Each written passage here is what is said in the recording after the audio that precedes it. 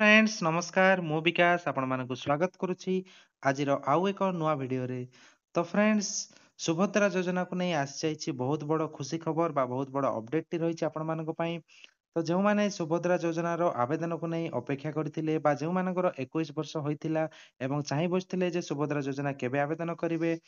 तो वर्तमान आसंता कालीठू आपण माने सुभद्रा योजना आवेदन करिपारिबे। एहार पोर्टाल आसंता काली खोलिजिबो। तो एहार आवेदन करिबा पई आपनको केउ सब डॉक्यूमेंट लागे और एहा आवेदन करिबा पई आपणकर फॉर्म केउ माने आवेदन करिवे एहार संपूर्ण डिटेल्स आजिर एई वीडियो रे आपण मानकु मु जणाइबी। वीडियो को शेष जाय देखंतु एवं जदि आपण चैनल रे प्रथम थर पई आछंती तो चैनल को सब्सक्राइब कर दियंतु और पाखरे थिबा बेल आइकन को प्रेस कर रखंतु जहा फल रे आम चैनल रे जहा भी अपडेट आसीबो सर्वप्रथमे जानि परिबे। देखंतु सुभद्रा योजना काली ठारू नुआ आवेदन देखंतु आसंता कालीठू खोलिबो सुभद्रा पोर्टाल।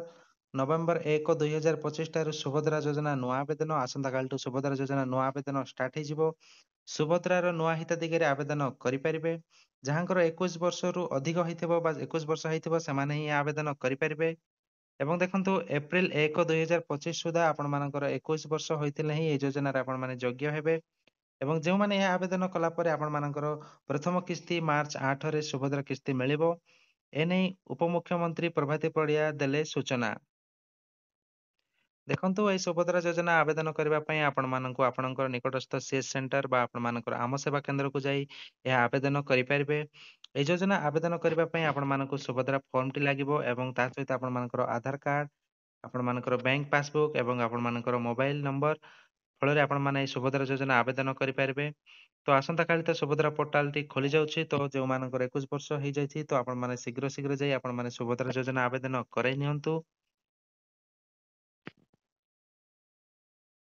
ଦେଖନ୍ତୁ ଆପଣମାନଙ୍କୁ ଯଦି ସୁଭଦ୍ରା ଯୋଜନା ବିଷୟରେ କିଛି ବି ଡାଉଟ୍ ରହୁଛି ତ ଆପଣମାନେ ଭିଡିଓ ତଳେ କମେଣ୍ଟ କରନ୍ତୁ ମୁଁ ଆପଣମାନଙ୍କୁ ଜଣାଇଦେବି।